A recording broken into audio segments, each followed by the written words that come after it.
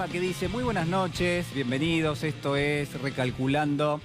Dicen que las sociedades crean y recrean permanentemente sus relatos. Y dentro de esos relatos hay algunos que justifican muchas veces la desigualdad que hay en esas sociedades. Parece mentira, pero esto está presente en cada una de las sociedades que uno puede llegar a tomar. Por supuesto, la desigualdad tiene otros elementos que la conforman y además que la ayudan a reproducirse, porque la desigualdad, así como tantas otras cosas en esta vida, se reproduce permanentemente. Y esto es importantísimo tenerlo en cuenta. ¿Cuáles son esos elementos? Se preguntará usted. Mire, hay muchísimos, pero por ejemplo, la forma en la cual se produce riqueza en una sociedad, la forma en la cual trabaja la actividad económica, la forma en la cual se distribuye precisamente esa riqueza, cómo se maneja el Estado, cómo se administra la justicia. Mire, hay infinidad de elementos que componen la desigualdad. Por ejemplo, cómo están garantizados o no los derechos que corresponden a una sociedad. Y hay un relato, en realidad es una obra de teatro, que escribió hace muchísimos años el genial dramaturgo Henrik Ibsen, un noruego, que hace 130 años exactamente escribió una historia maravillosa y dramática que se llama Un enemigo del pueblo. Y esta historia quizás nos va a mostrar esta contracara donde la desigualdad se aloja no solamente en términos genéricos y uno puede discutirla en una mesa, sino donde también en cada una de las decisiones que se toman, en los distintos sectores importantes que forman parte de una sociedad, y no hablo solo del poder político, sino también de los medios de comunicación, de las empresas, por ejemplo, y obviamente también hablamos de la sociedad en su conjunto. Si no se origina ahí también, en gran medida, la desigualdad. En Un enemigo del pueblo es una historia sumamente sencilla. Mire, el argumento es la vida de un hombre de mediana edad que se llama Thomas Stockmann, y Stockmann es médico y trabaja en una ciudad de Noruega, una ciudad pequeña, cuya actividad central se concita alrededor de las aguas termales. Hace frío, hay aguas termales y ese es el principal atractivo turístico que tiene justamente esta ciudad. Thomas Stockmann es médico, como le decía, es papá de familia, está casado, es una persona de principios muy firmes y de un momento a otro, en un contexto donde él es médico del balneario de esa ciudad, es decir, del establecimiento que concita la llegada de turistas permanentemente. Usted tenga en cuenta que esas aguas termales son el nervio económico de la ciudad, no existe más nada que eso, y todo depende de eso. Y de un día para otro, su vida da un giro porque descubre que esas aguas termales están contaminadas. Descubre que hay una bacteria, quizás hay algún tipo de desagüe cloacal que se mezcla con esas aguas. En definitiva, se da cuenta que si alguien se baña en esas aguas, si alguien toma contacto con esas aguas, va a terminar enfermo. Al principio no reacciona porque le cuesta pensar que eso esté pasando, pero finalmente dice, voy a denunciarlo. Y no tiene ninguna duda al respecto, y la historia es muy explícita con respecto a este tema. Si fuera por él, él cierra directamente el balneario. Y quizás en un primer momento piensa en hacerlo, piensa en acudir a las autoridades y empieza a llevar a cabo justamente esa gestión. Hay quienes lo saludan, le dan un espaldarazo, le dicen muy bien, un buen descubrimiento hiciste, esto nos va a salvar a todos, pero a lo largo de la historia empieza a decantarse un cambio cualitativo. Aquellos que lo saludaban y que lo animaban, incluso hay un redactor de un periódico, el periódico de ese pueblo, que en algún momento le dice, mirá, vamos a escribir una historia o vamos a publicar una solicitada.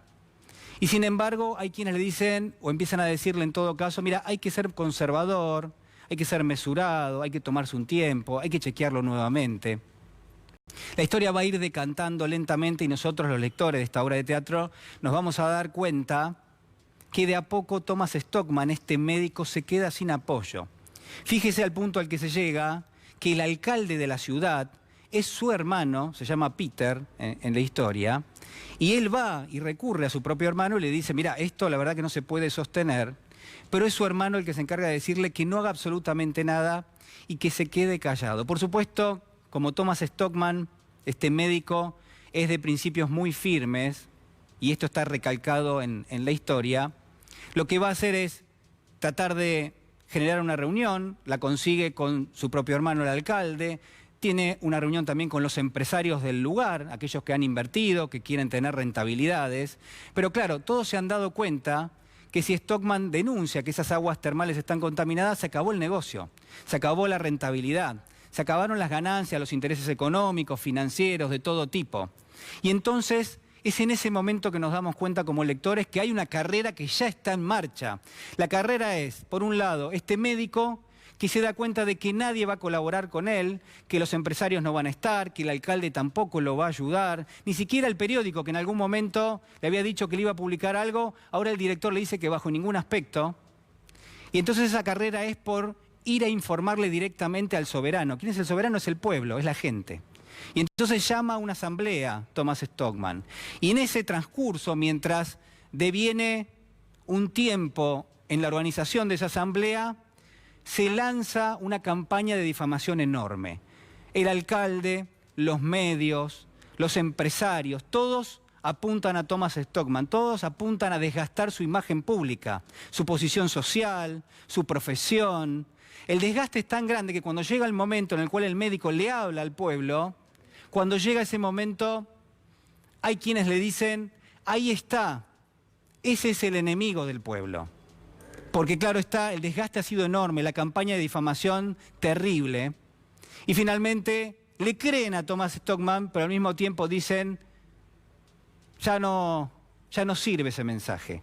Porque quien lo está interpretando, quien nos baja ese mensaje es alguien que ya no goza de la legitimidad, ni de los empresarios, ni de los medios, ni del poder político de turno. Por supuesto, la historia tiene un desenlace triste, si usted quiere, porque Thomas Stockmann termina yéndose de esa asamblea, casi abucheado en gran medida, y porque después su vida se transforma en un infierno, pierde el trabajo, su hija, que es maestra, también lo pierde, los pacientes le renuncian, él pierde el empleo en ese establecimiento, en ese balneario, justamente que nutría de la actividad económica, y el desenlace, como les digo, es sumamente triste. Mire, hay dos o tres cuestiones que quedan claras y que yo quiero compartir con usted, porque nos hablan un poquito de cómo es en muchísimos lugares en una sociedad. Y quizás conviene pensar en este sentido. Pero además quiero decirle en esta noche que lo que deja un sabor amargo en la historia es que Ibsen en gran medida se anticipa a lo que va a ser la etapa donde el capitalismo empieza a crecer y empieza a volverse cada vez más desigual. Y quizás eso hay un correlato importante en la figura y en la postura que toma este médico, que decide en algún momento emprender la jugada individual, decide que como nadie lo va a apoyar, él solo va a poder. Y lo que nos damos cuenta en la historia es que no puede, que cuando uno toma la salida individual claramente no se puede, y que por eso se favorece tanto el individualismo en estas sociedades, porque por ahí no está la salida. El otro dato, complejo, es cierto, pero que me parece importante, es la figura del crecimiento económico. ¿Qué hay detrás de la figura del crecimiento? Miren, no hay siempre lo mismo. Y a veces hay que analizar qué implica el crecimiento económico. A veces quizás conviene ponderar, como en el caso de la historia, si el crecimiento económico en esa ciudad implicaba no decir absolutamente nada de lo que pasaba con las aguas termales. Y le hago un correlato con la deuda argentina. Y la pregunta sobre, ¿tenemos que investigar cómo fue concebida la deuda en los últimos 4 años? La respuesta, obviamente, la que yo le doy es sí. Y la pregunta que quiero hacerle es, ¿se va a hacer? ¿Se va a investigar? O en todo caso, ¿hay en la sociedad, hay en la dirigencia una idea de no investigar eso porque eso podría ser una traba para el crecimiento económico que necesitamos, obviamente? ¿Qué implica? ¿Qué daños implica para el medio ambiente el crecimiento económico? ¿Qué implica un crecimiento económico que obviamente va a terminar generando desigualdad porque nada ha cambiado en la organización social de nuestra sociedad? Y en todo caso la pregunta que subyace es siempre la misma. La pregunta que subyace es siempre la misma. ¿Quiénes son los responsables de una situación donde en la Argentina en los últimos años no solamente se ha generado pobreza e indigencia, sino donde también tenemos una deuda enorme que hay que pagar, que vamos a pagar nosotros y también nuestros hijos y nuestros nietos. Si hay que hacer la vista gorda, como se hizo en este pueblo de Noruega, no diciendo absolutamente nada sobre lo que pasaba en las aguas termales, o hay que investigar, por lo menos por una cuestión ética. En una Argentina que es más desigual, en una Argentina que es menos inclusiva, en una Argentina donde hay mayores niveles de pobreza e indigencia, quizás nos toque la parte finalmente del médico Thomas Stockman, que a lo largo de la historia termina dándose cuenta de que no solamente las aguas termales son las que están podridas. Acompáñeme porque ya está con nosotros el senador Fernando Pino Solanas. Senador, ¿cómo le va? Buenas noches. ¿Qué tal, Julián? ¿Cómo está? Un gusto tenerlo, ¿eh? ¿Futuro embajador o ya lo puedo decir embajador argentino ante la UNESCO? Bueno, futuro embajador. Futuro embajador, todavía. Bueno, vamos entonces... Pero no senador, terminé. Eso terminó el 10 de diciembre. Terminó, es cierto, terminó. Bueno, a ver, yo pensaba en esto, digo, en gran medida la historia refleja muchas veces los intereses económicos. Usted a lo largo de toda su trayectoria se ha opuesto muchas veces a intereses muy grandes. La última vez creo que ha sido esta semana o la semana pasada cuando habló de contratos millonarios por el tema de YPF. Digo, la verdad que nos tiene acostumbrados a ese tipo de cosas. ¿La desigualdad sigue generando este tipo de situaciones en la Argentina? Y yo creo que sí, sí. Estamos, la verdad, los ejemplos son innumerables. Sin ir más lejos, Sí.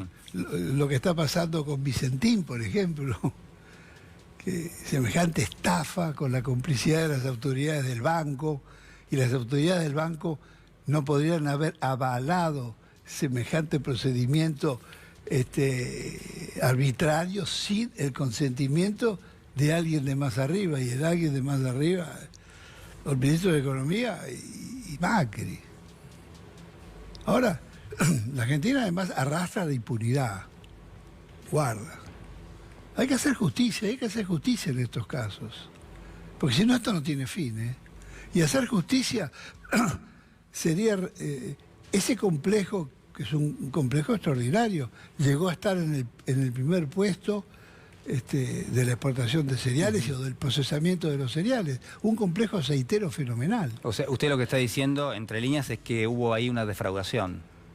Una defraudación, pero brutal.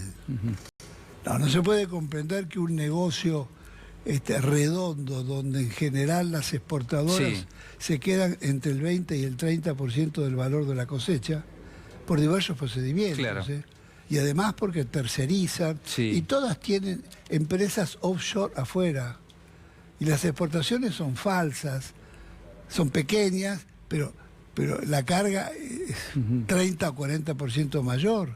Y van a Asunción o van a Montevideo, a Uruguay, y pasan a otro país. ¿Y hay una justicia para investigar eso en la Argentina? No, eso no se ha investigado nunca. Ahí son las grandes complicidades de la clase dirigente con la dirigencia de estas empresas. No se le podía haber prestado semejante cantidad de dinero, pero lo peor, bien lo dijo Claudio Lozano acá en esta audición, no sé si contigo, pero en el banco, semejante cantidad de crédito enorme, porque prestar 350 millones de dólares en el Banco de Nación y sin firma de ningún gerente, ningún responsable. Entonces todas esas son cadenas de complicidad muy grandes, pero que para que se desarrollen tienen que tener el amparo de una autoridad mayor. Y todos los caminos conducen, no a Roma, todos los caminos conducen a Macri, porque ¿quién puede avalar eso? Pino, ¿se puede investigar la deuda? ¿O es un tabú? ¿O es algo que nadie quiere tocar? Es interesante el análisis que hiciste, son muy inteligentes el análisis. Muchas gracias. No, terminaste con esa...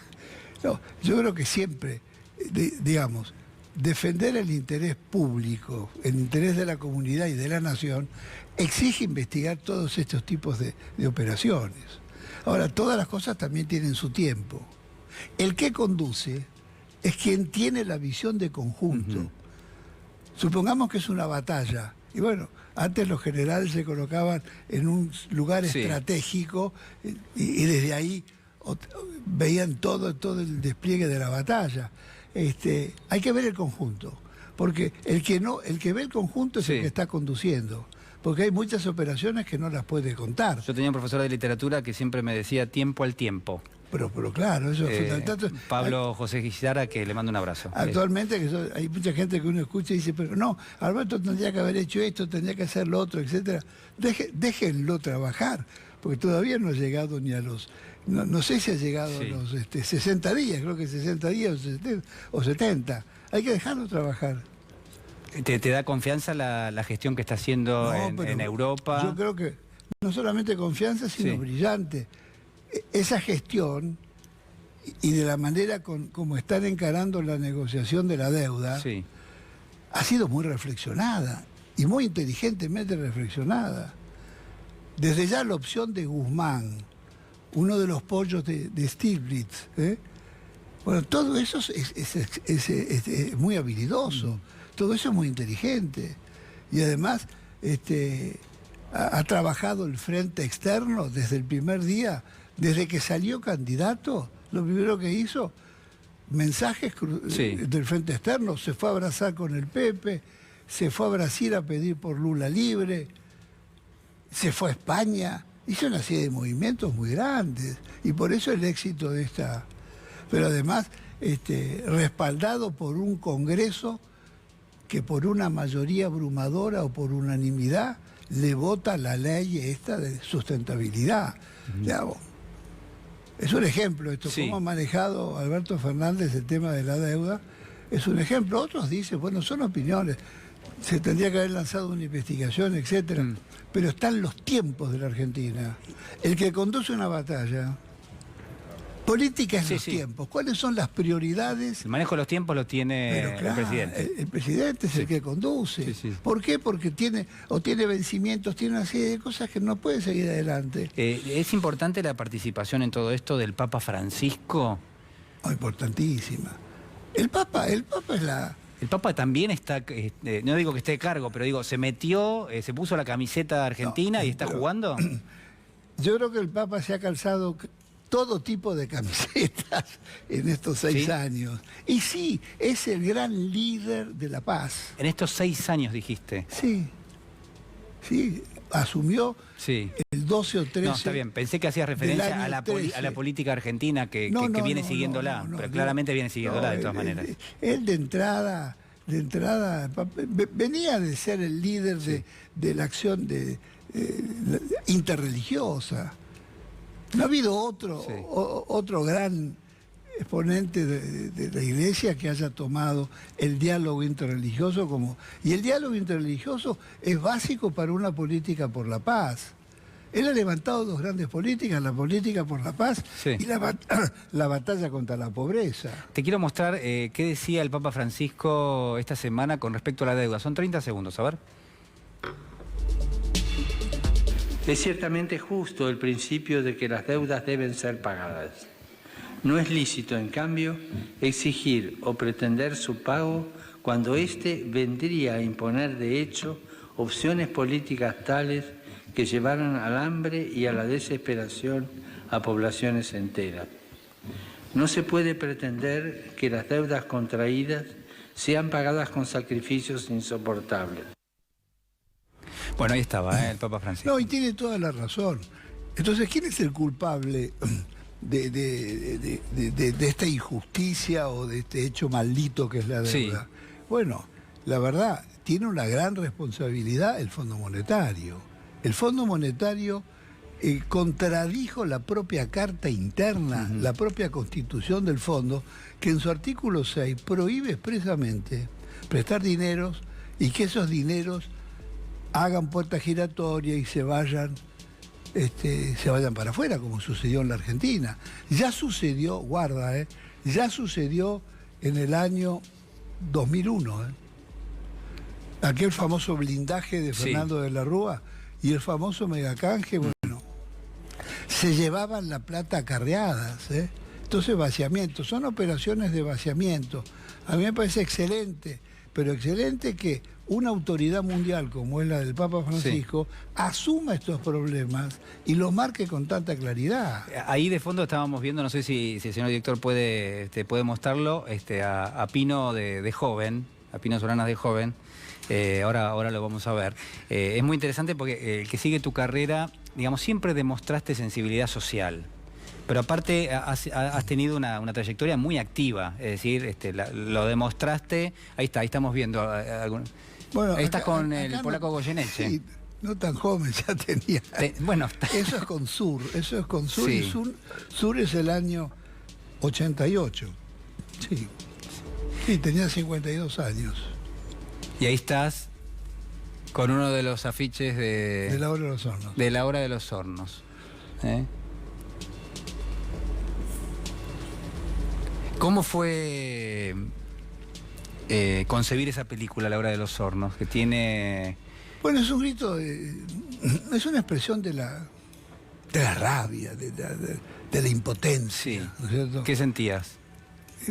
Hay que ver el marco. El marco era, nosotros somos de una generación donde vivía nuestra edad, nuestra juventud, 20, 30 años, era la de una Argentina con democracias tuteladas y golpes militares. El discurso del comandante en jefe del ejército era tan importante o más importante que las palabras del presidente. Estaban en primera página de los diarios. Yo soy de la generación que en el año 62, ¡pum!, golpe, cae Fondisi. En el año después cae Ilia en el año 66, por golpes de Estado. Es decir, convencidos que era muy difícil cambiar la situación socioeconómica o hacer funcionar la República y las instituciones en el marco de esa situación con esos poderes, que obedecían a poderes extranjeros. Sí. La comandancia de las Fuerzas Armadas Argentinas obedecía al dictamen de la Junta Interamericana de Defensa, es decir, al Pentágono, al Departamento de Defensa. Son los años de la Guerra Fría fuertes, y Estados Unidos alineaba y dominaba a los ejércitos latinoamericanos y su política de golpes de Estado. Entonces todo aquello era asfixiante. Entonces la Hora de los Hornos es decir, bueno, basta, vamos a hacer una película con la misma libertad como si escribiéramos un ensayo, una investigación, porque las películas uno no podía hacerlas así porque de vida cuenta había que pasar por todos los estamentos de la censura. Leí que vos pensabas proyectarla, no meterla en el circuito de cine. No, pero eso es una falacia, decían, ¿dónde la vas a proyectar? No, claro, todo eso nos llevó a concebir el trabajo fenomenal si la película era importante y motivaba, podía atraer gente para ir a lugares insólitos a verla. Yo lo había aprendido mucho proyectando películas, cortometrajes brasileros, cubanos, películas sobre la guerra de Vietnam y otras. Hacíamos proyecciones los fines de semana en barrios populares. Estaba prohibido todo eso. Pero la gente venía como todo estaba prohibido. Sí. Entonces la gente venía como un hormiguero, no basta, se acabaron, cierran las puertas, no entra más nadie. Entonces era muy interesante porque apenas vos cambiabas un rollo cada 45 o 50 minutos, tenías que prender la luz del aparato de 16 milímetros. Y la gente empezaba a hablar, pero no hablaba de la película. Las películas que se proyectaban motivaban a la lectura del presente de la realidad argentina. Entonces concebimos, La Hora de los Hornos, son 3 películas. La primera era para una difusión, una difusión de agitación fuerte para todo tipo de público, por todos los distritos. Y la segunda y tercera parte era una suerte de debate de cine directo, el micrófono y la imagen a los protagonistas, al sujeto de la historia, que eran los trabajadores, eran los militantes, era el pueblo, que era el mismo público a quien le íbamos a proyectar la película después. Con elementos importantes que uno puede seguramente trasladar al presente. Pino, muchísimas gracias. Muchísimas gracias, Ha sido Julián. muy amable. Bueno, muchas gracias. Muchas gracias. Hablábamos recién de la situación de Vicentín, esta empresa que recibió préstamos, que se declaró en default y que ahora hay quienes le están pidiendo la quiebra. Vemos el siguiente informe. Ahí lo que tendría que hacer el inspector de justicia de Santa Fe es pedir los antecedentes y hacer una investigación exhaustiva sobre la composición de esa sociedad y fundamentalmente saber quiénes son los socios y quiénes fueron los responsables, quiénes fueron los directores de los que llevaron a esta situación. Porque hay como una sospecha de que hay mucho entramado societario detrás, ¿no? Sí, esa maniobra no se realiza en forma muy simple. Viene desde hace tiempo planificando una insolvencia y ahí tiene que analizarse, como tiene que hacer toda autoridad de control, todas las actas, toda la historia de la sociedad, quiénes participaron en las asambleas, quiénes participaron en las reuniones de directorio, y de ahí se van a sacar las responsabilidades correspondientes, porque acá se dan las típicas acciones de responsabilidad, tanto desde fuera de la quiebra, como en caso de ir a la quiebra, las acciones concursales. O sea que siempre está la responsabilidad de los que llevaron a esa situación. Bueno, ahí estaba el titular de la IGJ, la Inspección General de Justicia, Ricardo Nissen, con un concepto importante. Vamos a ver qué pasa con la empresa Vicentín. Lo tenemos a Juan Alonso con nosotros. ¿Cómo estás, Juan? Muy buenas noches. ¿Cómo estás? Buenas noches. Bueno, una de las noticias de la semana ha sido el fallecimiento del juez Claudio Bonadío. Y obviamente, digo, hay muchos interrogantes que se escriben en ese contexto. ¿Cuáles son esas preguntas que uno se hace? Y sobre todo, ¿cuáles son los elementos que vos estás viendo? Mira, yo lo que veo es que básicamente ahora hay una especie de disputa y una incomodidad para ver qué pasa con el juzgado de Bonadío. Claro. ¿Quién lo va a subrogar? Hasta ahora está Casanero, pero todo indica que la Cámara Federal está buscando proteger, sobre todo, a los fiscales que intervinieron en las causas que instruyó Bonadío. Algunas causas, debo decirlo con cierta elegancia, casi pegadas con mucosa, y elevadas a juicio oral con muy poca prueba fáctica y con una sobreabundancia de la figura del arrepentido o del imputado colaborador. Eso ya lo tocó en su momento con un dictamen el fiscal federal Dilelo, donde cuestionó severamente el accionar de Bonadío en una de las causas. Ahora bien, lo que debe decidir la Cámara Federal es qué juez subroga a Bonadío. Y después el Consejo de la Magistratura tiene que elegir un juez ya para ese juzgado, un juzgado clave. Hay que ver qué temperamento, es decir, qué actitud procesal toma el juez que lo reemplace a Bonadío en todas las causas que todavía siguen en trámite. Lo que uno puede decir es que probablemente, y lo digo en todo el sentido, ¿no? Con todo el sentido, Bonadío sea irreemplazable en un punto. Sí. Es irreemplazable porque tenía una forma de... Es interesante, tiene varias lecturas tu pregunta. Sí. A ver, en un punto hay pocas personas que pueden cumplir el rol que cumplió Bonadío porque en realidad no fue un héroe, sino que fue un claro inquisidor. En las últimas horas, sobre todo luego de su muerte, se ha tratado de elegirlo como una especie de héroe, al igual que a Nisman en su momento, pero no, de ninguna manera fue un héroe. Fue una persona muy cruel, que se comportó muy mal con Héctor Timerman, que no le permitió continuar su tratamiento en Estados Unidos, que se comportó pésimamente con la hija de la vicepresidenta de la Nación, Florencia Kirchner, que no tiene absolutamente nada que ver con la causa y sin embargo le imputa ser parte de una presunta asociación ilícita cuando esas sociedades se generaron o se crearon cuando ella era menor de edad. Sin embargo, bueno, eso originó un problema de salud que tiene Florencia, que en este momento continúa viviendo en Cuba, y se está tratando médicamente allí.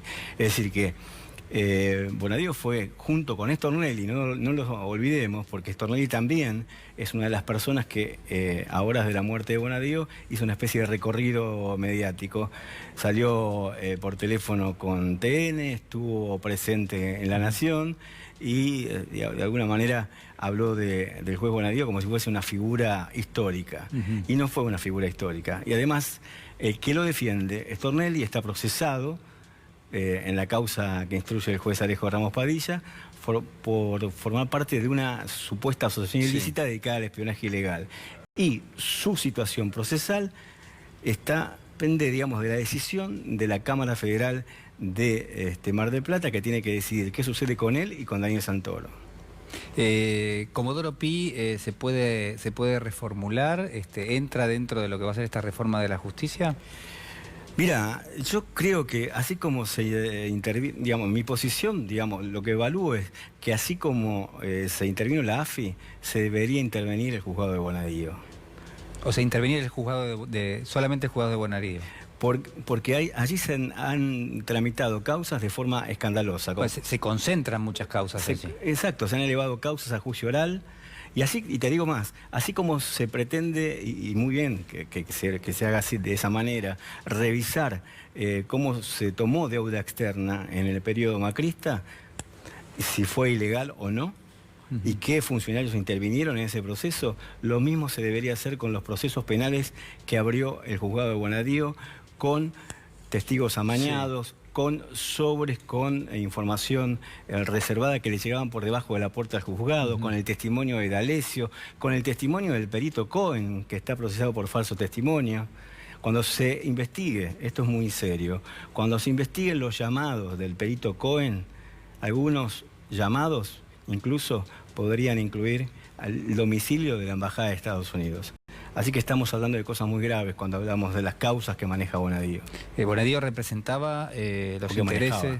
Sí, representaba los intereses de alguien en particular. Creo que está muy bien descrito porque, digamos, por esa defensa que hizo la vicepresidenta cuando le tocó estar en Comodoro Pi, donde plantea, digamos, hace una descripción de escenario que tiene que ver con una geopolítica determinada y con unos actores determinados que actuaron los últimos 4 años y que estuvieron en el poder hasta el 10 de diciembre. Bonadío parece que tuviese, en su momento, manejaba su propia constitución y su propio código procesal penal, ¿no? Y además no actuó solo, porque lo avaló el Kamal Estil-Ursun, el creador de las prisiones preventivas por antojo y porque sí, y también la Corte. Jueces como Lorenzetti. Así que hay muchas cosas en revisión en este contexto. La Corte, la Cámara Federal, y en esta reforma que pretende hacer este gobierno, esta reforma sanamente democrática, debería incluir, sí, seguramente, una intervención directa en el juzgado de Bonadío. Juan Alonso, muchas gracias. Gracias a vos. Ha sido muy amable. En las últimas horas habló el ministro de Economía, Martín Guzmán, a propósito de la deuda que la Argentina todavía sostiene con el Club de París. There are some ministers of finance here who are for countries that constitute the Paris Club. That's also a problem that we need to address. Argentina is going to pay 9% interest rate on debt from 2020 to 2021 with the Paris Club, and that is just not only unsustainable, but it marks a very bad anchor for the rest of the restructuring. It is definitely not pari passu with what we are intending to do. So we may understand the complexities of the Paris Club, but if we are going to do things right, we need cooperation there as well, and we need cooperation from the bondholders.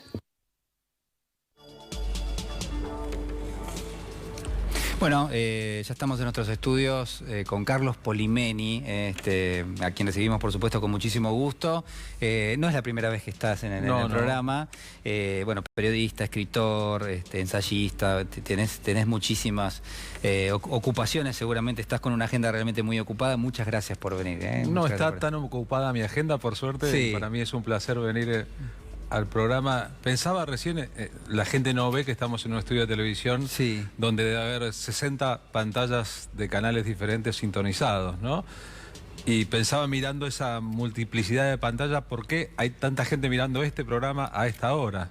Y bueno, porque estás vos, por ejemplo. Yo creo que porque se tratan temas que se tratan en muchos otros canales de televisión, pero desde puntos de vista por demás originales, ¿no? Lo escuchaba recién a Pino Solanas. No sé si todos tomamos conciencia de lo que significa para la historia del cine en el mundo Pino Solanas y cómo su participación en el cine del mundo ha puesto a Argentina en una galería de grandes cineastas de cuño político. La carrera política de Pino es una consecuencia de una carrera en el cine en que La Hora de los Hornos, hace más de 50 años, como planteabas vos, es una obra maestra del cine político universal, reconocida primero en Francia que en la Argentina. Y estoy engarzando esto con esta idea que el presidente Alberto Fernández expuso ayer nomás en Francia, ante el presidente Macron. para explicar, entre otras cosas, que Argentina es el país que parió a Messi, a Maradona, al Papa, y nosotros podríamos agregar muchos elementos más ahí, pero tiene un 40% de pobres. Y ahí la gran contradicción de un país rico, pero repleto de pobres, que viene a hacernos pensar a todos que lo que pasa es que históricamente acá está mal distribuida la torta de la riqueza. No es que seamos pobres. Me gustó, vos sabés que cuando lo escuché, Alberto Fernández, el presidente, me gustó y me dolió que detrás de esa seguidilla de Messi, Maradona y toda una cuestión de grandilocuencia que uno imagina, que cuando uno va al exterior saca pecho, diga, y tenemos 40% de pobreza.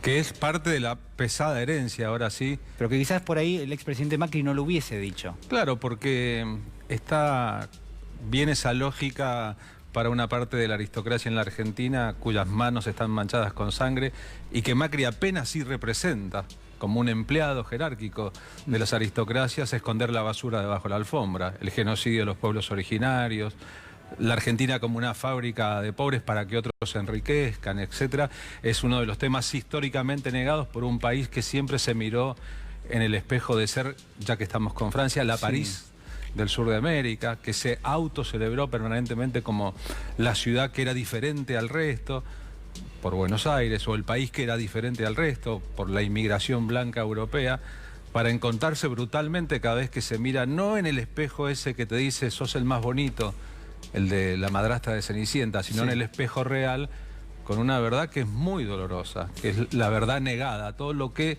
se ha barrido debajo de la alfombra. Y Macri, como representante de un gobierno de gente con 4 apellidos, Marcos, Peña, Brown, Menéndez, Betty, por dar un ejemplo, Patricia, Bullrich, Luro, Pueyrredón, Cantilo, etcétera, etcétera, etcétera, no ha sido más que un exponente de esa vertiente de la historia argentina. Yo la última vez que estuve en el programa fue en agosto, después de las PASO, cuando ya se veía el final de aquel gobierno.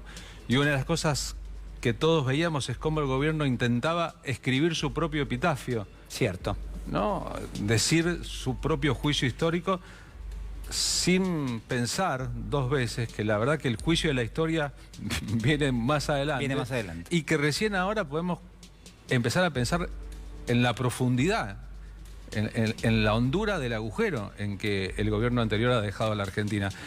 Un asunto es 40% de pobres, no es el único asunto, pero ese es el urgente, el de la premura. ¿Cómo puede ser? Yo hablaba con mi hijo Franco, que tiene 19 años. ¿Qué le decías? No, que un país rico en trigo y donde la ganadería es del nivel que existe en la Argentina, para la mayoría de las personas es imposible todos los días comer carne o tomar leche. Si esto fuera bueno y necesario para todos, ¿cómo pasa que lo que para algunos sobra y produce muchos dividendos, para otros es un sueño casi inalcanzable?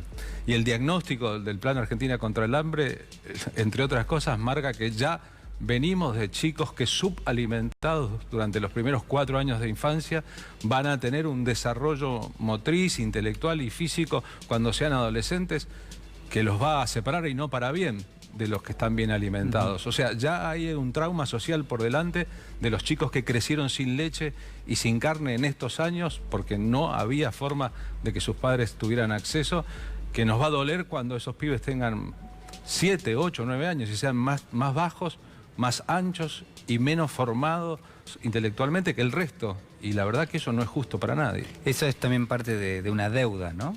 De una deuda con nuestra sociedad. No sé, me parece que en ese punto es parte de esa Argentina que a uno le duele ver y que hasta ahora por lo menos siempre se intentaba esconder, digamos, que es el sacrificio de amplios sectores de la sociedad para tratar de llegar a fin de mes, para tratar de tener o afrontar la vida material. Y bueno, parecía como que hay un sector de la sociedad que no quería verlo, por lo menos hasta ahora, no sé si ahora sí. Ojalá que entre todos podamos ver, ¿no? Y apreciar la diferencia entre modelos y sus propuestas verbales y su concreción en los actos, ¿no? Vos empezaste con Un enemigo del pueblo, la obra de Ibsen, cuyo título nomás nos está planteando una paradoja. A veces el que dice la verdad se para delante de un tren que lo puede llevar por delante. El enemigo del pueblo es el médico que cuando dice ¿por qué si vivimos del turismo no podemos avisar que acá la gente va a terminar enferma o contaminada y terminar representando todo lo que ese pueblo no quisiera que ocurra? Todo lo que ese pueblo no quisiera ni escuchar, ni oír, ni su hermano el intendente, ni los ediles, ni los concejales. Nadie quiere escuchar la verdad porque esa verdad es dolorosa. Sí. Y se me ocurre que una parte importante de la sociedad argentina, de la clase media ilustrada, etcétera, imantada por cierto tipo de relatos, no ha querido ver. No quiso ver. No ha podido ver. O tienen la genética, un gen, un componente que yo diría que es como el gen gorila que existe en nuestra sociedad, que le impide ver, observar, porque ya se convierte en una cuestión epitelial, todo lo bueno que hay en los gobiernos nacionales y populares, que seguramente están repletos de errores, que nunca terminaron bien la faena, que seguramente tienen miles de cosas para corregir, pero que respecto a estos temas tienen una sensibilidad de origen que los distingue o en todo caso les hace soñar que es posible cambiar las condiciones estructurales de la pobreza en la Argentina y no perpetuarlas con políticas de Estado que ignoren las mayorías y se centren básicamente en su desprecio, que es lo que vino ocurriendo. Eso es parte de esos relatos que muchas veces buscan justificar la desigualdad. Digo, eso que vos estás de alguna manera poniendo sobre esta mesa, digo, forma parte de esa Argentina que nos han dicho, bueno, es la Argentina de mi hijo el doctor, es la Argentina de la clase media, donde la clase media cada vez es más importante, cuando en realidad, en rigor, no lo es. Es la Argentina de la universidad pública, pero hay que ver quiénes finalmente pueden terminar accediendo, cuando hay chicos que no pueden comer. Digo, ¿eso forma parte de un relato? Mira, si existió un relato heroico de esa Argentina, en buena parte provino de sectores muy amplios de la pequeña aristocracia de entonces, casi que la mayoría que hacia el centenario, hacia 1910, celebraban invitando a personalidades de todo el mundo que este país era uno de los 10 países más importantes del planeta Tierra, con mayores reservas, con mayor cantidad de riqueza. Es famosa la historia de nuestros niños bien, los hijos de las grandes familias que viajaban a Europa con la vaca atada. Claro, y tiraban la manteca al techo. Y tiraban la manteca al techo. Mientras se entretenían, no pasaba. Porque se ponían un poco impacientes, a lo mejor habían tomado un poco de cocaína, que hasta entonces era legal, y entonces en el restaurante más caro del mundo estaban ansiosos, y los rulos de manteca que servían en el restaurante les servían para colgar la manteca del techo, donde había una mujer de pechos prominentes pintada por un gran pintor. Eso es así, ese se llamaba Alsagonzue, Macoco para los amigos. Ese es el espejo de la madrastra, decís vos. El que miraba eso y claro, y nos veía tan limpios, tan mejores, tan buenos, con un destino de grandeza tan grande. Y ese relato cundió en los grandes medios de comunicación, de a poco fue haciéndose la idea de que somos, como dijo un diminuto presidente, un país condenado al éxito. Condenado al éxito. Y la verdad es que ha sido muy distinta. Hemos sido un país con muchísimas disparidades. Y si algo nos convirtió en un país distinto, el país que genera, evidentemente, a Messi, a Maradona, al Papa, al Che Guevara, a Perón, a Eva, a Eve de Bonafini, el país que genera mitos que tienen casi que valor universal, es por el carácter igualador de la salud pública, de la educación pública, incluyendo ahí la universidad, que justamente son los gobiernos neoliberales o liberales los que han cuestionado, y no lo han hecho demasiado desde lo verbal, porque quién puede decir que está mal la salud o la educación pública, sino de una práctica muy nociva, que es desfinanciar la educación pública, acusar de subversión a los profesionales de la educación, no mantener los edificios, dejar que se caiga solo mientras se dice en público que está todo bien con la educación pública, y lo mismo con la salud. Este país que tenía un sistema de salud pública gigantesca, con grandes médicos generalistas que lo edificaron, ha visto con tristeza como la mayor parte de la clase media y todos los que de ahí para adelante pueden, ha privatizado su atención de la salud, porque no le quedó otro remedio por la mala atención de la salud pública. Y hoy nos encontramos con la paradoja de que si vos y yo queremos ir a una buena prepaga, tenemos que pagar lo mismo que vale el alquiler de un departamento de 3 ambientes. Y entonces, los pilares de la Argentina potencia, la Argentina que pare y nutre de talentos al mundo, en todos los aspectos, está cuestionado y erosionado su base, porque si la salud y la educación siguen siendo públicas, pero de baja calidad, e impulsamos a los padres a adquirir prepagas para los hijos, y mandarlos a escuelas privadas, nos encontramos con un panorama desolador que, lejos de convertirnos en la París de Latinoamérica, nos hace sentir la realidad de que en esta misma ciudad de Buenos Aires hay gente que vive como en París, pero hay gente que vive como en Bagdad, y hay gente que vive como en Etiopía, y todos ellos se supone deberían tener los mismos derechos. ¿Cómo pensás este momento, Carlos, en este sentido? Digo, ¿es más complejo entender lo que pasa hoy que lo que pasaba hasta hace apenas 2 o 3 meses atrás? Es decir, hace 2 o 3 meses teníamos un gobierno que había ejecutado determinadas políticas y lo que podíamos ver en la calle eran las consecuencias de esas políticas. Hoy tenemos un gobierno que se supone y que está haciendo todo lo posible por revertir eso, pero al mismo tiempo todavía llegan los ecos y los efectos y las consecuencias de eso que se supone que terminó el 10 de diciembre. Tenemos una combinación de esperanzas en un cambio de paradigma y de impaciencia porque empiezan a pasar ya cosas que creemos que se pueden dar mágicamente. La esperanza es bienhechora, dimos vuelta a una página en la historia, está bien en algunos aspectos dejar de hablar todo el tiempo del pasado y proyectar, y bueno, ¿y qué hacemos cuando alguien se presenta como candidato a un cargo público o candidata a un cargo público? Debe saber que con el cargo público, si lo obtiene, le vienen responsabilidades extraordinarias, entonces debe estar preparado para gestionar, para afrontar esas responsabilidades. Y buena parte de lo que estamos viendo indican que Alberto Fernández o Axel Kicillof, otros gobernadores, senadores, diputados, hay una nueva camada de dirigentes que se pusieron a gestionar las cosas. Se encuentran con la tierra arrasada, se encuentran con la pesada herencia, se encuentran con un país en condiciones excepcionalmente tristes, pero al mismo tiempo con el apoyo de una parte importante de la sociedad e incluso la comprensión en la votación de esta semana de la oposición respecto a que se necesita cierta unificación para ir a plantear al mundo, bueno, esto podemos hacer con la deuda que contrajo el gobierno anterior. Sin embargo, me parece que también hay una premura de muchos sectores propios porque empiecen a cristalizarse hechos que me parece necesitan un desarrollo más grande. En cualquier lógica, como alguna vez planteó Bertolt Brecht, comer primero y la moral después. La prioridad es darle de comer a la gente que no ha podido comer y que no podría comer de no mediar la presencia del Estado. La prioridad es empezar a bajar lentamente la cantidad de pobres en la Argentina. Macri prometió pobreza cero y dejó 40% de pobres. La prioridad es no mentir. Y después vendrán los otros asuntos. Ahora, ¿cuánto tiempo se necesita para revertir la curva? Que ese es otro tema. Néstor Kirchner en su momento, en privado, pensaba que eran no menos de 16 años para salir de la Argentina de 2001 a 2002. Esto lo pensaba él en 2003. Hubo 12 años del gobierno del mismo signo. ¿Cuánto se necesita ahora para revertir la curva de lo que aconteció? ¿Son también 12 años? ¿En 4 se puede? Y si estos 4 años de gestión van dedicados únicamente a eso, ¿qué pasa con todo el resto? Porque hay un circuito de comunicación, de medios públicos, de pensar que la gente no quiere solo comida, la gente también quiere diversión y arte y tiene derecho a salir a la calle y que no pase nada. Un montón de otros aspectos de nuestra vida que no es solamente la política y el comer, que no solo están desatendidos, sino que para mucha gente son un recuerdo. ¿Hace cuánto, le pregunto al que está mirando el programa, no compras un libro? ¿Hace cuánto que no compras un disco? ¿Sabés lo que vale la entrada del cine? Y si compraste un libro, sabés que vale 1000. Y si querés el disco nuevo de Spinetta vale 1500.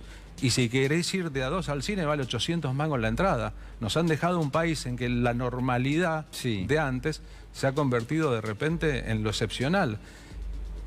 Y nada va a bajar. O ustedes escucharon al gobierno decir vamos a terminar con el fútbol pago en televisión. O vamos a hacer que baje el precio de las entradas. Se pueden congelar tarifas, se puede pedir un acuerdo de precios, pero mientras los salarios no vayan subiendo proporcionalmente a lo que esperamos, la verdad que nos espera un 2020 que se parece mucho a lo que Churchill les prometió a los ingleses cuando la Guerra Mundial, ¿no? Solo puedo prometer sangre, sudor y lágrimas. Ojalá que acá sea sin sangre, ojalá que las lágrimas sean pocas y ojalá que el sudor sirva para algo. Pero se me ocurre que si no hacemos el diagnóstico preciso de lo mal que estábamos en diciembre y esperamos que todo se resuelva en marzo, estamos cometiendo un error infantilista de torpeza en la premura. La verdad que es muy elocuente lo que estás diciendo y te felicito porque sinceramente Son ideas muy claras, muy prístinas y además me parece muy contundentes que todos tendríamos que analizar permanentemente. Yo tengo algo en la cabeza de hace un tiempo que es ¿cómo es la historia argentina de los últimos 70, 80, 100 años? ¿Hay un desarrollo, hay una evolución, somos más inclusivos? ¿O de a poco la Argentina, aquella Argentina que todos queremos, que vos estabas mencionando, salud pública, educación pública, de a poco se va perdiendo esa esencia? Y en todo caso lo que vemos es que durante las dictaduras, cuando se aplican los modelos como el que se aplicaron en los últimos 4 años, la Argentina pierde cosas que después no puede recuperar. Mariana Walsh, de cuyo nacimiento se cumplieron el sábado 90 años, una genia de la historia argentina, en muchos aspectos diferentes, escribió en una canción llamada Orquesta de Señoritas: si crees que todo tiempo por pasado fue mejor, citando una famosa copla de un poeta español llamado Jorge Manrique, pregúntale a una mujer o un trabajador. Pregúntale a una mujer o un trabajador si el tiempo pasado fue mejor. Y ahí tenés la respuesta clara, como escribió Luis Alberto Spinetta en su cantata de Puentes Amarillos: por más que me esfuercen, jamás pensaré que todo tiempo por pasado fue mejor. Otra vez Jorge Manrique. Mañana es mejor. Hace 80 años en la Argentina no existían las vacaciones pagas. No existían los aguinaldos. No existían las jornadas laborales de 8 horas. La gente trabajaba sábado y domingo si el patrón así lo quería. No existían los derechos esenciales del trabajador. En la Argentina de la llamada década infame, mientras el mundo había avanzado en un montón de cosas, la condición de vida de muchísimas personas era casi parecida a las del medioevo en Europa. Entonces, claro que la Argentina progresó un montón en derechos adquiridos a partir del peronismo, 1945, etcétera, que se hizo carga con su fuerza política y parlamentaria de un montón de proyectos que venían del socialismo, de los utópicos, de la izquierda. Se nutrió de todo eso. Se nutrió de todo eso, aglutinó y tuvo el poder para empezar a cambiar las cosas. Lo que pasa es que acabamos de pasar por un periodo histórico que no ha terminado, en que todo eso también estuvo en discusión, aunque no del todo verbalizada siempre, porque venimos de un gobierno que quiso bajar las jubilaciones, por dar un solo ejemplo. No aumentarlas, sino bajarlas, y que puso como excusa un pensamiento que anda dando vueltas por el mundo neoliberal, que es que pasa que la gente vive mucho porque la medicación es buena y la perspectiva de vida ha cambiado, entonces hay que bancar durante mucho tiempo a los jubilados. Sería mejor que se mueran, ¿no? Y que se mueran de hambre para que el Estado no tenga que bancarlos. Estamos en un país en que muchas personas bien informadas sostienen es que se pagan demasiados impuestos, sin saber que en la Argentina la carga impositiva es del 31% y en otros países del mundo es 49, 45 o 40. Bueno, eso es parte del relato que digo que justifica la desigualdad. Por eso, venimos de una etapa en que se pusieron en duda valores de un sistema que de verdad han contribuido a que Argentina sea un país diferente y bueno, que este país haya parido a Cortázar y a Borges, entre otras cosas. Y todo eso se puso en una discusión que yo creo fue tan larvada porque se contaminó la escena constantemente, como ocurre con las malas investigaciones policiales, tirando sobre el terreno un montón de elementos, con la plata del fútbol para todos. ¿Sabés cuántos jardines de infantes vamos a construir? Y resulta que te empezaron a cobrar por el fútbol y no construyeron ningún jardín de infantes. Entonces, con esa lógica, se perforó el sentido común de la nación, de tal manera que parece ser que defender los derechos laborales con un planteo gremial está mal y que en cambio está bien convertirse en un carnelo. Bueno, ese montón de cosas que yo creo están en el ADN de nuestra sociedad, hay que subrayarlas nuevamente, porque venimos de un periodo muy oscuro, muy oscurantista, con además una inusual cantidad de apoyo de medios de comunicación y de activistas de redes sociales pagos por el Estado, para desvirtuar todo lo que está bien y tratar de cambiar una lógica que para nosotros debería ser esencial. El Estado está para intermediar entre los ricos y los necesitados de la presencia del Estado. El Estado debe ponerse al servicio de las mayorías y no de las minorías. Y entre todos tenemos que entender que la educación, la salud, no son regalos que los poderosos le hacen a través de sus impuestos al resto de la sociedad, sino obligaciones. En este país el problema es que hay que educar a los ricos, no a los pobres. Gracias, Carlos. Gracias por la invitación. Muy amable. Muchísimas gracias. Hacemos una pausa y ya regresamos.